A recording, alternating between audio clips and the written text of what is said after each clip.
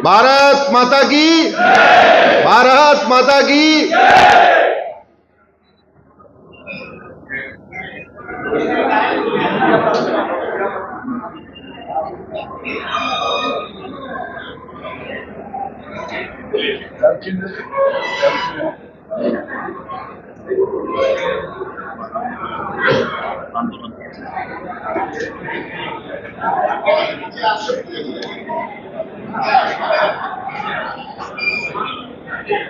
चलिए आपके काम की बात करते हैं। इसमें से कितने लोग शादीशुदा हैं? हाथ उठाएं जरा। अरे वाह, हाथ नीचे। और कितने लोग जोड़े से आए? हाथ उठाएं। जोड़े वालों की संख्या बहुत कम है। कुछ बातें मैं मजाक में कहता हूं, लेकिन बात को गंभीर कहता हूं। एक चीज याद रखिए,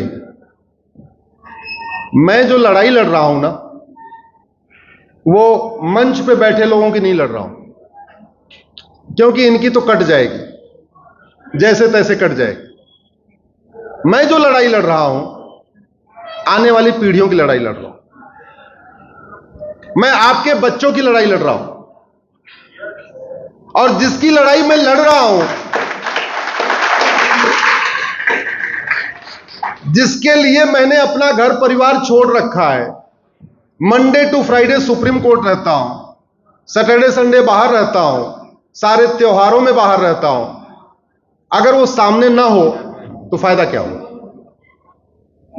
आप जितनी बातें मैं बता रहा हूं, इसको जाके अगर अपने बच्चे को आप बताओगे भी, तो आप पहली बात तो उतना कन्विंस नहीं कर पाओगे, और हो सकता है बताओ भी ना। इसलिए मेरा आग्रह है कि मेरे कार्यक्रम में कम से कम परिवार सहित सब लोग आइए, सब परिवार आइए। कम से कम पहले परिवार के लोग तो एक प्लेटफॉर्म पे आ जाएं। पति पत्नी और 2 बच्चे, जो भी है, हम 2, हमारे 2, 4, 5 जितने भी हैं, वो कम से कम एक प्लेटफॉर्म पे तो आ जाए। अभी वो एक ही प्लेटफॉर्म पे है ही नहीं है। पिता कुछ और सोच रहे हैं, बेटा कहते नहीं पिताजी फालतू अब इन चक्करों पड़े रहते हो।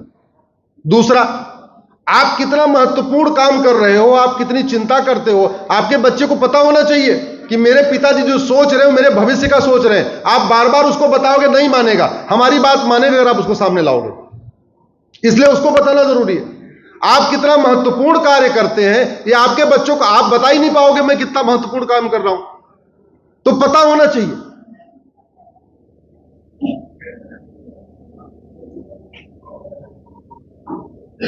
भारत को बचाना है तो सबसे पहले शिक्षा व्यवस्था को बदलना पड़ेगा।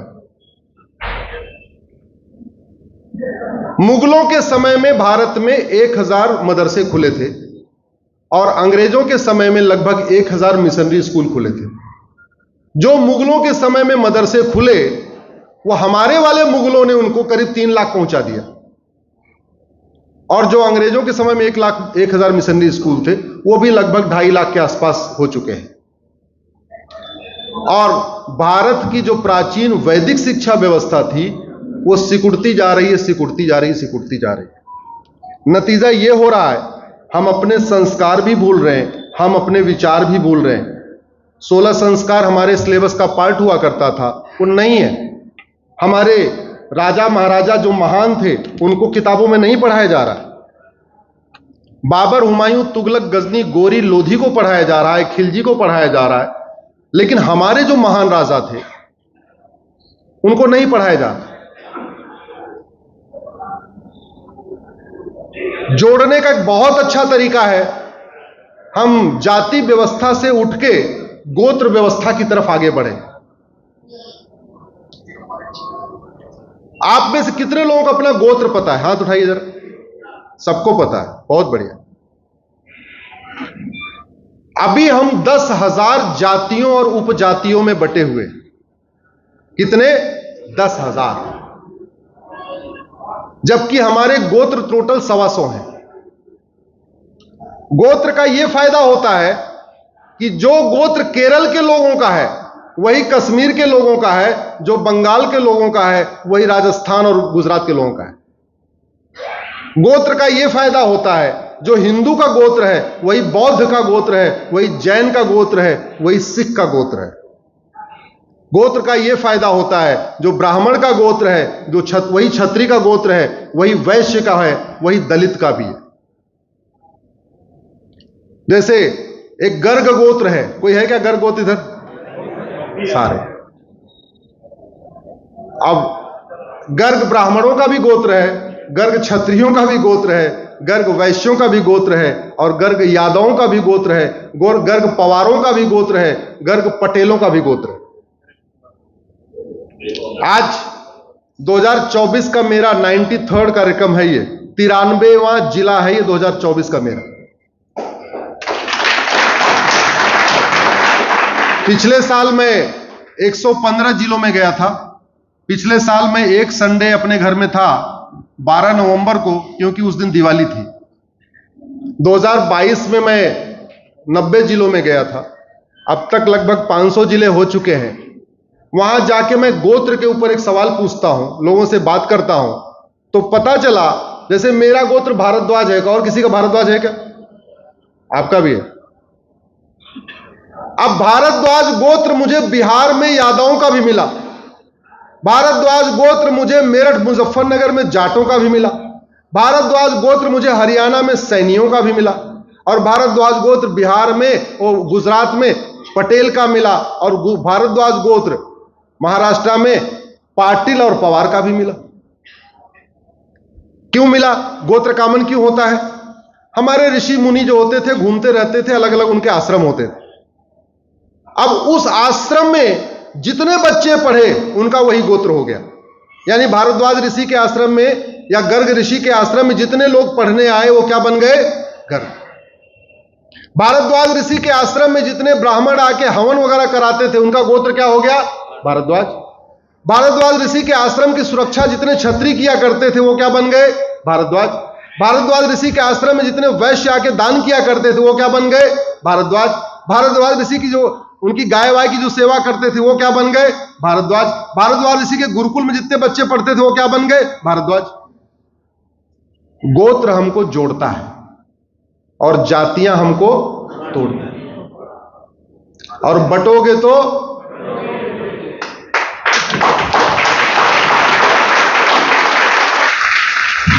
अभी हम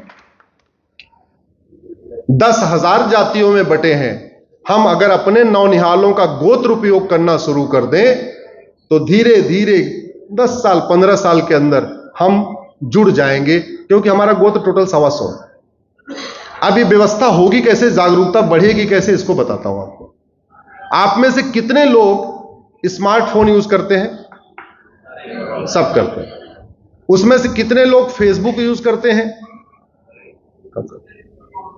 इंस्टाग्राम ज्यादा यूज करते होंगे, ट्विटर ज्यादा यूज करते होंगे, फेसबुक नहीं करते। मैं आप लोगों से आग्रह कर रहा हूं, फेसबुक का उपयोग करिए। फेसबुक में क्यों कह रहा हूं? भारत में ट्विटर मैक्सिमम 4 करोड़ लोग यूज करते हैं, और फेसबुक ट्विटर 5 करोड़ लोग यूज करते हैं, और फेसबुक 50 करोड़ लोग यूज करते हैं। शहरी लोग ट्विटर यूज करते हैं, और शहरी लोग जागृत हो चुके हैं। जो जागृत नहीं है, जिनको कुछ पता नहीं है, जिनको आने वाले खतरों के बारे में ज्ञान नहीं है, वो हमारे गांव देहात के लोग हैं, और वो फेसबुक यूज करते हैं। चाहे वो चाय की दुकान करते हैं, गोलगप्पा बेचते हैं, जो कुछ करते हैं, वो क्या यूज करते हैं? फेसबुक। उनको जोड़ना जरूरी है। जोड़े कैसे? अब नाम है इनका करण।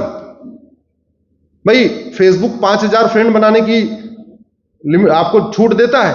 आप 5000 करण को जोड़ो, तो जब 5000 करण जोड़ोगे तो आपको करण जैन भी मिलेंगे, करण यादव भी मिलेंगे, करण शुक्ला भी मिलेंगे, करण पांडे भी मिलेंगे, करण कश्मीर वाला भी मिलेगा, करण जो है आपका लद्दाख वाला भी मिलेगा।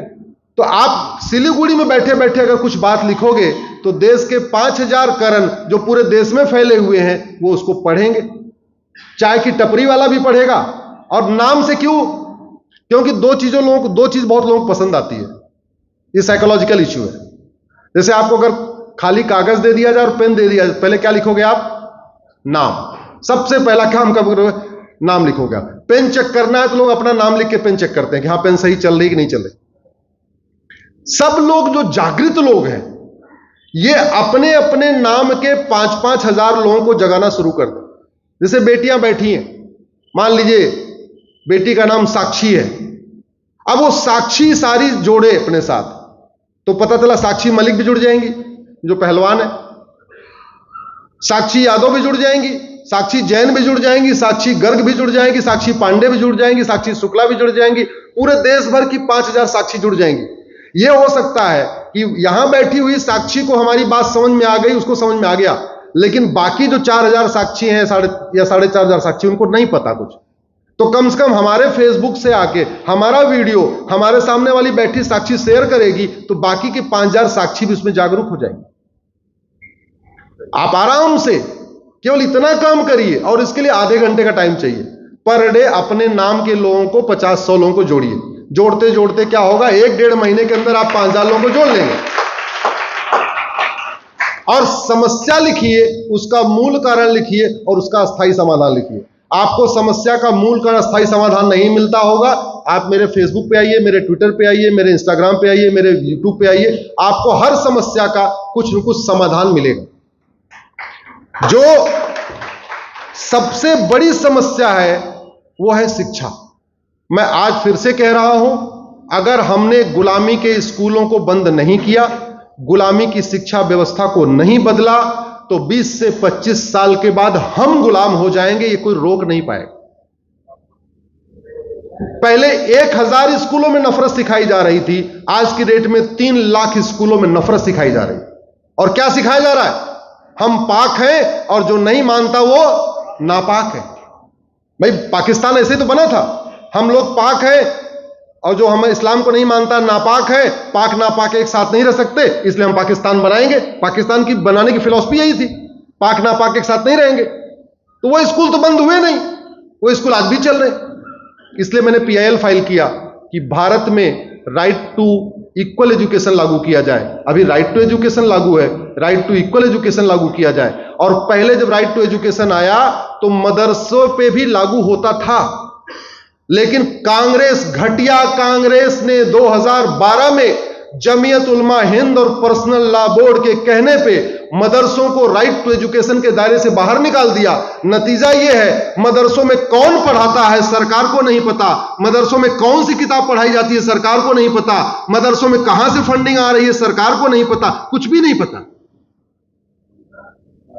हमने उस 2012 में जो अमेंडमेंट हुआ है उसको चैलेंज किया है, अभी पिछले हफ्ते मैटर लगा भी था।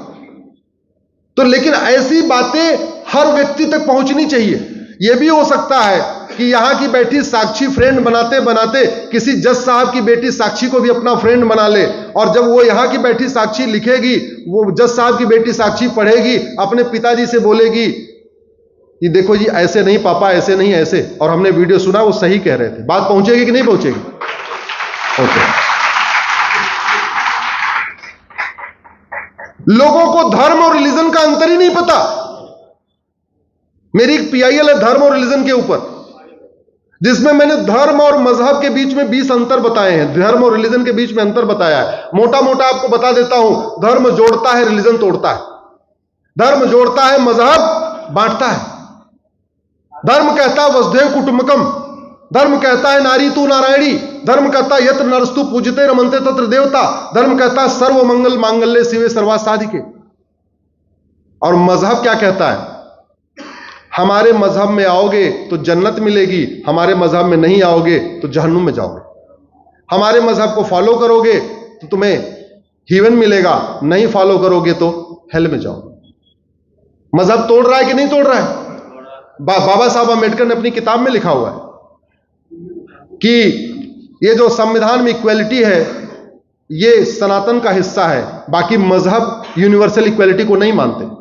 और एक बात बहुत गंभीरता के साथ कह रहा हूं, जिसको सबको अपने अपने फेसबुक पे और उस पे लिखना चाहिए, जब तक भारत में हिंदू बहुसंख्यक है तब तक ये भारत का संविधान है, नहीं तो ये संविधान एक दिन के अंदर निकाल के फेंक दिया जाए। जब तक भारत में हिंदू बहुसंख्यक हैं तब तक भारत में लोकतंत्र है, जब तक भारत में हिंदू बहुसंख्यक है तब तक सबका साथ सबका विकास है, जब तक भारत में हिंदू बहुसंख्यक है तब तक equality, justice, liberty, fraternity, unity, national integration है, जब तक भारत में हिंदू बहुसंख्यक है तब तक आर्टिकल 14 है जो कहता है इक्वलिटी बिफोर लॉ, जब तक भारत में हिंदू बहुसंख्यक है तब तक आर्टिकल 15 है जो कहता है किसी के साथ भेदभाव नहीं होगा, जब तक भारत में हिंदू बहुसंख्यक है तभी तक सबको समानता है, तब तक सबको समान अवसर है, सबको बोलने, सोचने, लिखने की आजादी है। जिस दिन हिंदू कम हो जाएंगे ये सारी आजादी खत्म हो जाएगी। अभी कुछ दिन पहले बांग्लादेश की प्रधानमंत्री बांग्लादेश छोड़ के भागी कि नहीं भागी? जोर से बोलिए। कभी भारत का कोई प्रधानमंत्री भारत छोड़ के भागा क्या? क्योंकि हिंदू बहुसंख्यक है। अभी कुछ दिन पहले बांग्लादेश के सुप्रीम कोर्ट के जज रिजाइन करके भागे हैं, कोर्ट के ऊपर हमला हो गया था। कभी भारत के सुप्रीम कोर्ट के जज रिजाइन करके भागे क्या? क्योंकि हिंदू बहुसंख्यक। पाकिस्तान के राष्ट्रपति परवेज मुशर्रफ भारत छोड़ के भागे थे कि नहीं? कभी भारत का कोई राष्ट्रपति भारत छोड़ के भागा क्या? क्योंकि भारत में हिंदू बहुसंख्यक। याद रखिएगा, संविधान के कारण सब कुछ नहीं है। हिंदू बहुसंख्यक है, हिंदू अपने आप में जन्मजात पंथ निरपेक्ष होते हैं, हिंदू वसुधैव कुटुंबकम को मानते हैं, इसलिए सारी चीजें छीट रही हैं। इसलिए हिंदुओं की जनसंख्या कम ना हो, डेमोग्राफी न बदले, उसके लिए सरकार बनाना, ये सब, उसके लिए कानून बनाना, ये सबकी जिम्मेदारी है। और डेमोग्राफी जो कम हो रही है उसका मूल कारण है एक तो शिक्षा व्यवस्था, दूसरा जनसंख्या विस्फोट, तीसरा घुसपैठ, धर्मांतरण। शिक्षा व्यवस्था को बदलना इसलिए जरूरी है क्योंकि अभी हम अपने पढ़ाई नहीं रहे। एक तो झूठ पढ़ाया जाता है, दूसरा हमें सही इतिहास नहीं पढ़ाया जाता है, इसलिए इतिहास को बदलना भी जरूरी है, शिक्षा व्यवस्था को भी बदलना जरूरी है। और एक बात और, अगर एक रेलवे बोर्ड से सारे देश की रेलवे चल सकती है तो एक शिक्षा बोर्ड से सारे देश के स्कूल नहीं चल सकते क्या? एजुकेशन कॉन्करेंट लिस्ट में है, इसको मुझे लगता है कि इसको मिक्स करना चाहिए। एक मेरे पास पेपर आया है सेकुलरिज्म के ऊपर, मैंने सेकुलरिज्म को चैलेंज किया हुआ है। ये 1976 में सेकुलर शब्द जोड़ा गया, उसके पहले नहीं था। अभी 18 नवंबर को सुप्रीम कोर्ट में फिर सुनवाई होगी।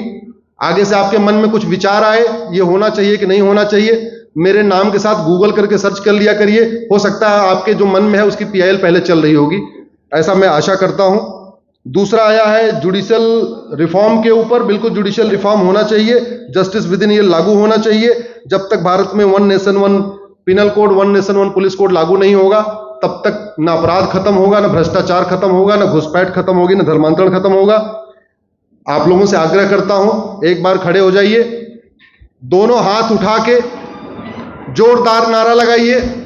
नारा ऐसा सिलीगुड़ी में लगाइए कि नारा आपकी आवाज दिल्ली तक पहुंच जाए। मैं आगे आगे जो बोलूंगा आपको पीछे से बोलना है, मुझे चाहिए आजादी। क्या बोलना है? और दोनों हाथ पूरा ताकत के साथ। गुलामी के नाम से, गुलामी के निशान से, गुलामी की कुरीतियों से, गुलामी की कुप्रथाओं से, गुलामी की शिक्षा से, गुलामी की पुलिस व्यवस्था से, गुलामी की न्यायिक व्यवस्था से, गुलामी प्रशासनिक व्यवस्था से, रोहिंग्या बांग्लादेशी घुसपैठ से, धर्मांतरण से, लव जिहाद, लैंड जिहाद से, सड़क किनारे अवैध निर्माण से। बोले भारत माता की, भारत माता की।